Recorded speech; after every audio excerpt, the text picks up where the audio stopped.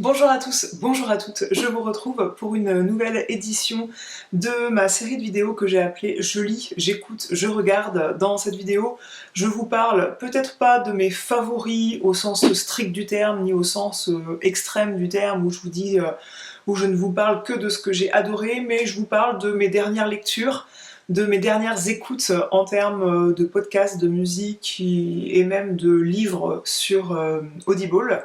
Je vous parle des séries, des films que j'ai vus et également ça peut dériver vers le loisir. Avec les enfants, nous allons à la bibliothèque régulièrement. Dernièrement, je vous ai montré ma sélection puisque j'ai publié un dernier vlog sur ma chaîne où je partage avec vous ma recette de financier pistache qui était délicieux. Je vous invite à regarder ce vlog si vous l'avez manqué. Et nous avons fait un tour à la bibliothèque et en fin de ce vlog, je vous ai montré notre sélection. Donc il y avait un livre adulte pour monsieur à la maison et il y avait une sélection d'albums jeunesse. Et dans cette sélection, il y avait Le Loup en slip. J'aime beaucoup, j'avoue, les nouvelles histoires autour de ce personnage du loup qui est toujours le méchant dans l'histoire. Et il y a pas mal d'auteurs de littérature jeunesse qui se sont lancés dans la parodie de ce livre en fait, de ce personnage qui est très redondant dans les albums jeunesse et dans les dessins animés, etc. Ça se passe dans la forêt où tout le business des animaux de la forêt tourne autour du loup. Donc il y en a qui vendent des clôtures anti-loup, il y en a qui vendent leur sécurité pour vous protéger du loup. Sauf qu'un jour le loup surgit, il surgit avec un magnifique slip. Il présente son nouveau slip que la vieille chouette lui a tricoté. Et il présente ça de façon très humoristique parce que vous comprenez, il habite en haut d'un grand rocher avec une maison qui paraît lugubre à tous les animaux de la forêt, sauf que il explique que auparavant, quand il se mettait les fesses sur son rocher et qu'il n'avait pas de slip, et ben il avait froid aux fesses et c'est pour ça qu'il criait Aouh en haut de ce rocher, ce qui terrifiait tout le monde, mais c'est juste qu'il avait froid aux fesses. Il explique comme c'est important le confort d'avoir un super slip. Mon fils est totalement entré dans la lecture, il est totalement lecteur, il est en CE1 et il lit ses livres à sa sœur. Donc il y a toujours une première lecture où il y a moins le ton et il y a une deuxième lecture où il va mettre le ton à fond et c'est très drôle de voir à quel point il comprend le second degré et il a beaucoup ri en fait avec ce livre. Les dessins sont pas parmi mes préférés. Il y a une partie un petit peu bande dessinée. Il n'y a pas les bulles vraiment, mais le texte est orienté à côté à chaque fois du personnage qui parle. Quand on n'est pas lecteur, je trouve que les bandes dessinées, c'est...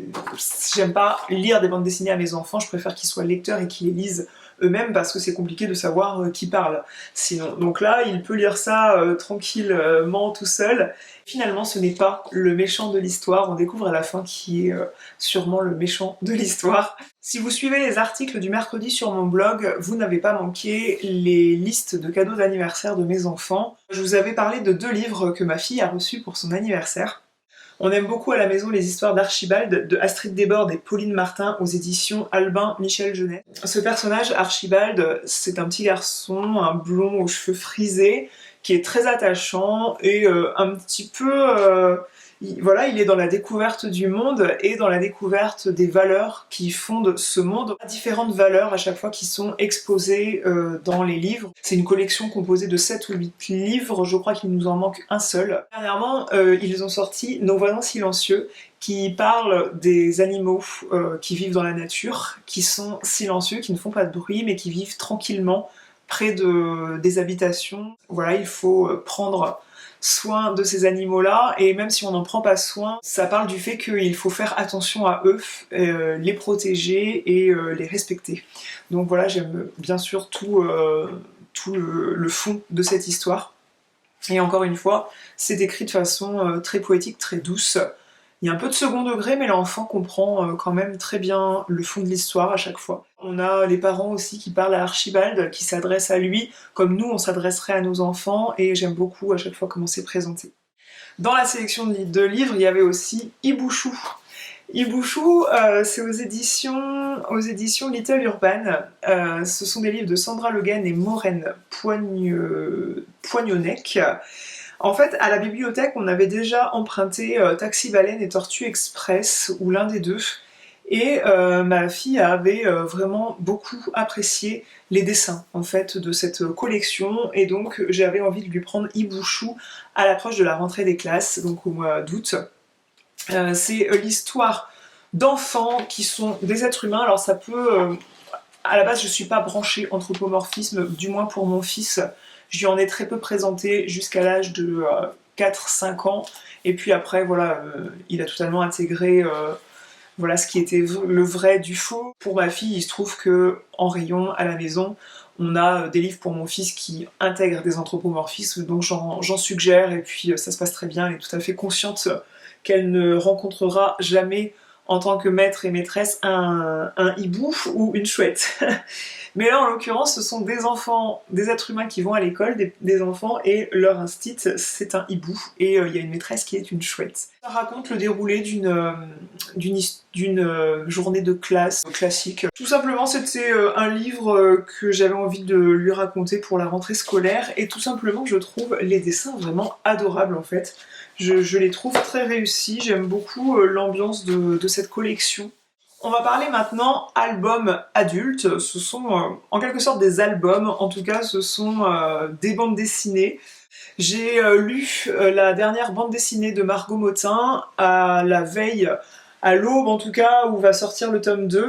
En tout cas on a un premier tome, Vent lointain, dans la série Le printemps suivant de Margot Motin aux éditions Casterman. C'est une auteure de bande dessinée, une illustratrice que j'adore, Margot Motin, et dans les premiers tomes qu'elle a pu sortir, La tectonique des plaques, etc., qui datent maintenant d'il y a bien 7 ans, je crois, eh bien, elle raconte voilà, les embûches de sa vie de femme, de sa vie de mère, toutes les émotions qui la traversent, et elle parle de ça avec beaucoup d'humour, beaucoup de second degré, voire de 36e degré. Et là, elle nous raconte les premiers pas dans sa vie de couple, puisque donc elle était mère célibataire, je disais, et c'est autobiographique dans le sens où elle raconte que maintenant elle s'est mise en couple.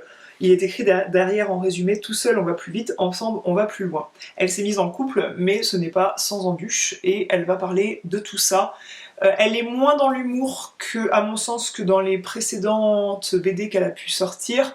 Là, elle est quand même beaucoup dans l'émotion, elle partage les embûches et les hauts, les bas de cette vie de couple, mais il y a beaucoup de bonheur qui transparaît de ces bandes dessinées, et j'ai bien retrouver les beaux dessins qui sont à son image, hein. C'est toujours elle qu'elle dessine dans les différentes situations de sa vie.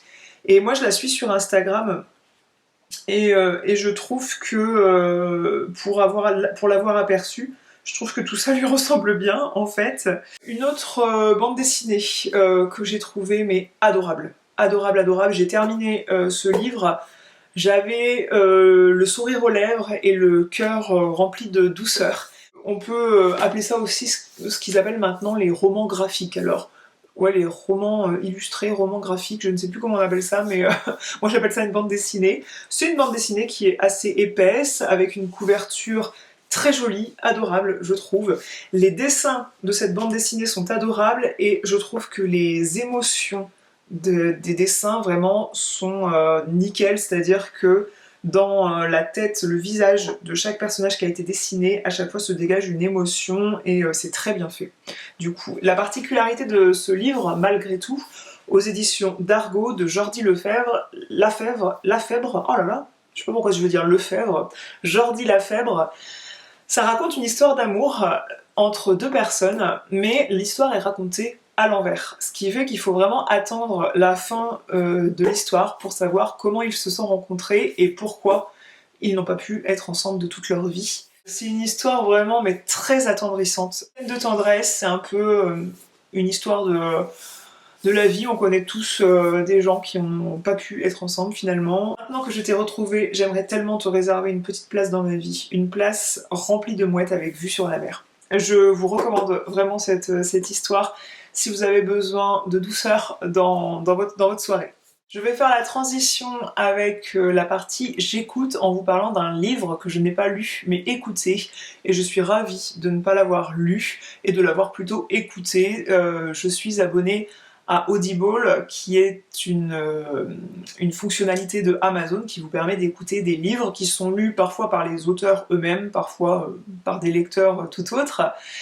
C'est un système d'abonnement que moi j'adore. Tout ce qui est développement personnel, qui n'est franchement pas mon truc, mais j'ai l'impression que pour maintenir une certaine culture dans certains domaines, je pense que voilà, il y a une base de livres de développement personnel à connaître. Et pour moi, les 4 accords Toltec en font partie. Et bref, je voulais dire que c'est comme ça que je me sers d'Audible en écoutant majoritairement, pas des romans, mais des livres qui se situent plus dans les essais ou dans les livres de développement personnel. Et j'ai écouté dernièrement les 4 accords Toltec. Alors, ce livre parle de quoi?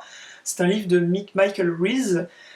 Il parle des quatre accords Toltec et ensuite il parle de rien. Il parle de rien d'autre. En fait, les Toltecs, ce serait un peuple de chamans qui aurait vécu il y a 1000 ans au Mexique, et l'un d'entre eux aurait eu une révélation. Ce serait une partie d'un tout et que on est dans un processus de domestication par les humains et que il y a un accord comme ça, mais que si tu veux que ça change, ton rêve de la vie parfaite, il faut que tu acceptes les 4 accords Toltec qui existent, qui sont, je les ai listés sur mon téléphone. Que votre parole soit impeccable, alors il explique en quoi consiste tout cela. Ne jamais en faire une affaire personnelle. 3. Ne pas faire de suppositions. 4. Faites toujours de votre mieux. Et voilà.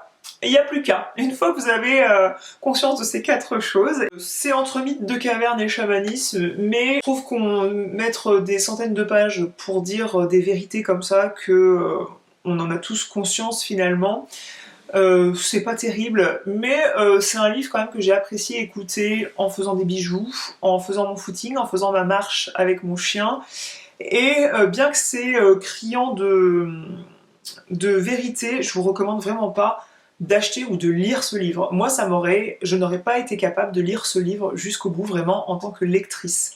L'écouter, comme j'écouterais un podcast, bah, c'était ok. C'était ok, c'est passé tout seul. Souvent, les livres Audible, je les écoute en vitesse, non pas une fois, mais 1.15, et ce qui fait que ça passe plus vite. Mais là, voilà, j'ai pas été emballée du tout, et pourtant ce livre, je l'ai pris dans mon forfait où pour 9,99 € je crois par mois, j'ai un livre audio comme ça que je peux écouter de mon choix. J'ai sélectionné celui-là en me disant bah c'est un peu la base dans tous les livres de développement personnel, j'en entends parler partout, et bon voilà. Pour moi c'est pas énorme, c'est pas énorme. Dans la catégorie j'écoute, si je fais un best-of de l'article que je vous ai écrit cette semaine, je vous ai parlé du podcast de Pauline Léniaud, que j'apprécie beaucoup. Donc Pauline Léniaud, c'est la fondatrice de la maison de joaillerie en ligne Gemio, c'est la créatrice fondatrice, donc c'est la patronne de Gemio avec son mari.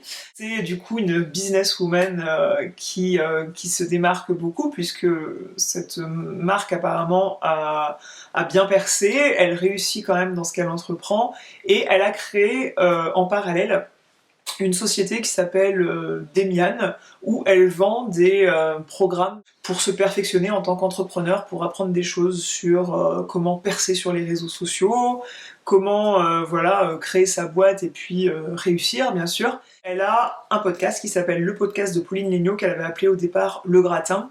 Elle interviewe des personnes qui sont soit des personnes qui ont eu beaucoup de succès, soit il y a aussi ce qu'elle appelle la leçon du mercredi, où quelqu'un comme moi par exemple, qui a une entreprise, une boutique, un business, envoie un mail à Pauline et lui pose une question pour améliorer son entreprise, et elle répond en direct dans le podcast à cette question. C'est davantage finalement Pauline qui est interviewée, puisque c'est à elle qu'on pose la question et elle va y répondre. Elle fait beaucoup de parallèles avec Gemio et c'est très intéressant, puisque quand on aime bien la marque, comme moi j'apprécie la marque de joaillerie Gemio, j'aime bien connaître l'envers du décor du développement de cette marque. Mais surtout, ce podcast, comme beaucoup d'autres podcasts, je les prends pas comme de l'information brute qui m'arrive comme ça, parce que ça reste l'interview d'une personne lambda. Je le prends comme une porte ouverte sur le monde et sur des personnalités que je ne rencontrerai jamais, avec qui je n'aurai jamais la chance de discuter, et finalement Pauline elle se positionne un petit peu en mentor, et les personnes qu'elle invite également, et du coup il y a des partages d'expériences. Voilà, j'ai une porte ouverte, en tout cas une oreille ouverte sur ces personnes, et ça me permet voilà, de m'enrichir et de m'identifier à certains cas pratiques d'entrepreneuriat, et je pense que ça m'aide. Alors mon compagnon me dit bah oui mais ça t'a fait changer beaucoup de choses dans ta manière de fonctionner. Parfois oui, et parfois non. Parfois c'est juste de l'instruction pour savoir ce qui se fait ailleurs. Mais j'aime beaucoup ce podcast. Maintenant je vais vous parler de podcast, mais de podcast pour enfants. Tout simplement, la routine à la maison fait que c'est davantage moi qui vais chercher les enfants à l'école, et le papa, mon compagnon, les emmène. Et quand il les emmène, les enfants réclament très souvent que leur père leur raconte une histoire qu'il va inventer. Alors soit il va prendre un personnage d'un dessin animé, ou à la demande de mes enfants, hein. À la demande de mes enfants, très souvent, ça part d'un personnage de dessin animé ou d'un livre qu'ils connaissent déjà, et puis monsieur va inventer toute une histoire autour de ça. Le matin, donc il y a un quart d'heure de voiture, voire 20 minutes. Et quand c'est moi qui prends le volant, mon fils dit allez tu nous racontes une histoire. Ma fille est totalement rentrée dans cette routine là, et sauf que moi à 8h du matin je n'ai absolument aucune inspiration pour raconter une histoire, pour inventer une histoire. Non, ça ne me vient pas. D'ailleurs c'est un truc qu'ils ne me demandent pas quand je vais les chercher à 16h. Pour eux c'est le matin, il y a ça qui doit se passer. Comme je n'ai pas l'imagination débordante à 8h du matin et que j'ai pas envie de me creuser la tête, je suis concentrée sur la route, parfois je suis concentrée sur le brouillard, je suis concentrée en plein hiver sur le dégivrage de mon pare-brise, bref. J'ai cherché en fait des podcasts qui pouvaient raconter des histoires pour enfants. Donc il y en a un où mes enfants aiment bien le ton, il s'appelle Histoire pour enfants à écouter. C'est tout à fait ce que j'avais tapé dans la barre de recherche Deezer.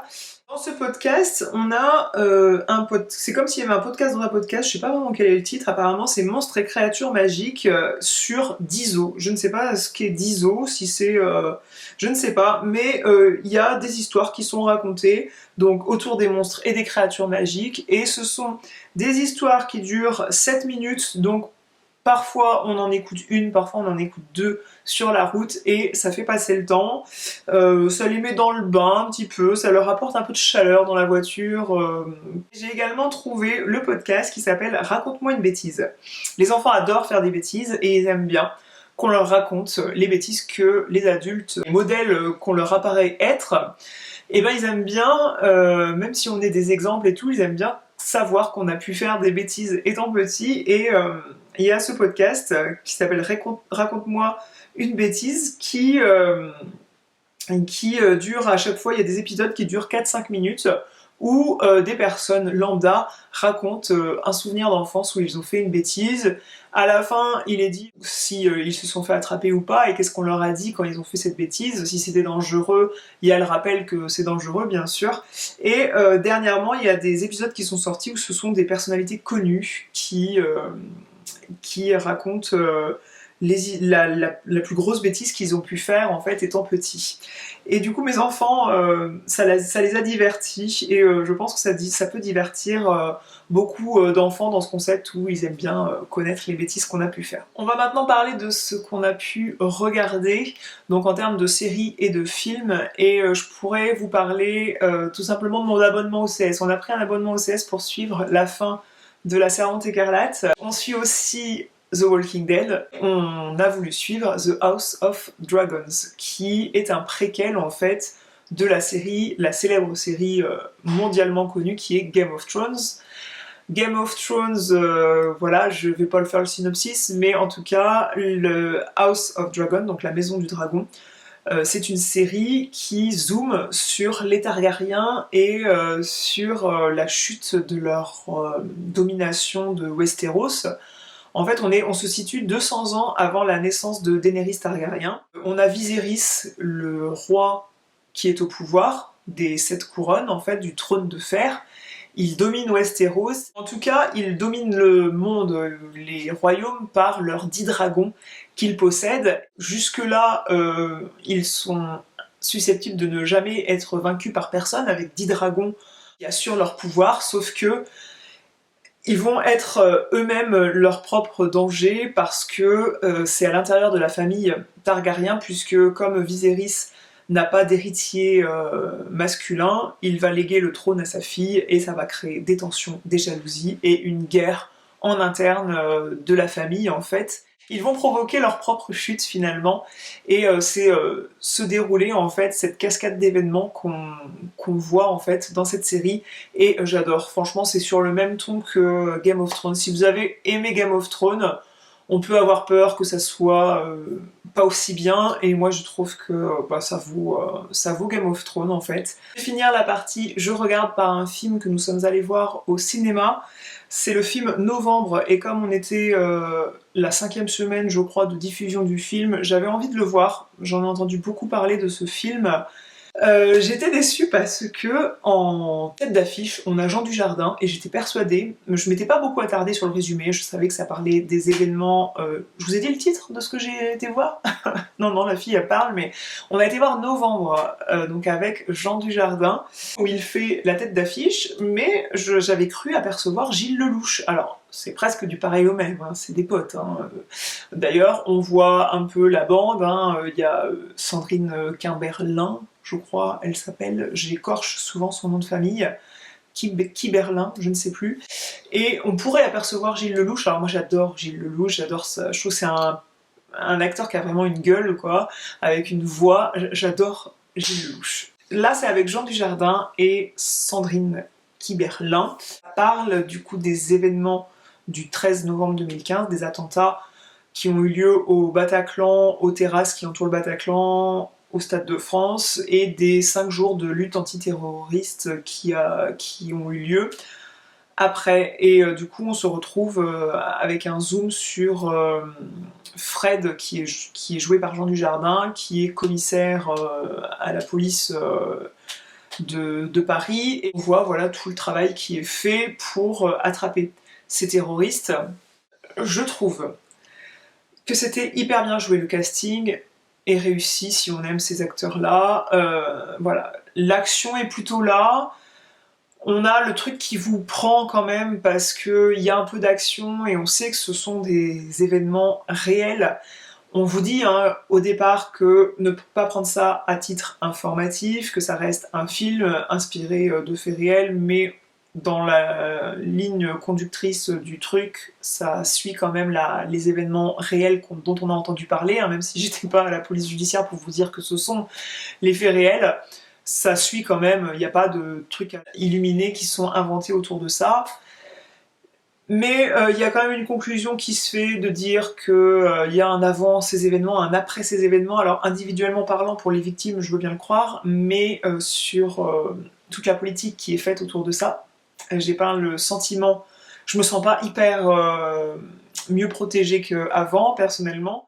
On attend encore un plus grand film, je trouve, qui parlerait vraiment des raisons économiques, politiques qui font que tout ça se passe comme ça, plutôt que de survoler l'aspect correctif en fait de tout ça. Je trouve que ça reste un bon film, bien joué, bien réalisé, les angles de prise et tout ça. J'ai bien aimé regarder ce film, hein. Alors est-ce que j'ai bien aimé l'histoire? Étant donné que c'est vrai, non. Voilà, vous m'avez compris, je trouve que le film est bien fait.